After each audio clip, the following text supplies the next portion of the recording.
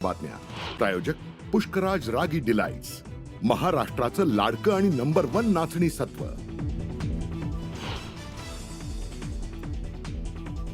2008 मधील मालेगाव ब्लास्ट प्रकरणी मोहन भागवत यांना मुंबईत आणण्याचे दिले होते आदेश। परमबीर सिंग यांनी तत्कालीन एटीएस अधिकारी मुजावर यांना आदेश दिल्याचा सुनावणी वेळी वकील सांगळेंचा दावा, तर युक्तिवादामुळे राजकीय वर्तुळात खळबळ। प्रशांत कोरटकरला मुंबई हायकोर्टाचा तुर्तास दिलासा नाही। अटकपूर्व जामीन अर्जावरील सुनावणी सोमवारपर्यंत तहकूब।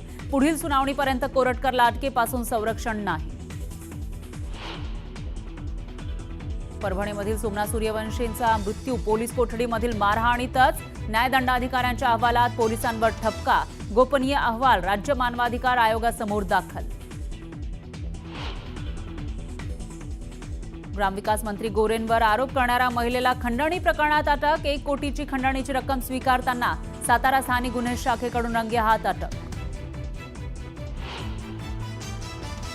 हिंजवडीतील बस जळीत कांड प्रकरणी योमा ग्राफिक्सच्या मालकाला घेतलं ताब्यात, तर केमिकल चोरल्याप्रकरणी हलगर्जीपणा केल्याप्रकरणी होणार चौकशी।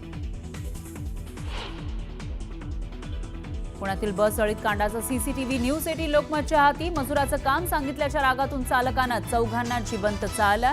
चालक जनार्दन विरोधात गुन्हा दाखल। नाशिक शहराचा पाणी पुरवठा 2 दिवस राहणार बंद, तर रविवारी कमी दाबानं होणार पाणी पुरवठा। तांत्रिक कामासाठी पाणी पुरवठा बंद राहणार असल्याची पालिकेची माहिती।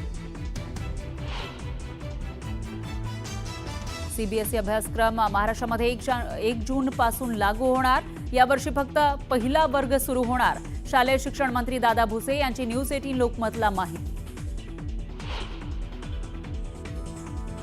समृद्धी महामार्गावरील टोलचे दर वाढले। समृद्धीवर आता 19% जास्त शुल्क भरावं लागणार। येत्या 1 एप्रिल पासून नवे टोल दर लागू होणार।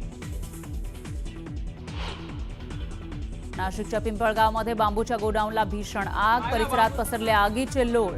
अग्निशमन दलाकडून आग आटोक्यात आणण्यासाठी प्रयत्न सुरू।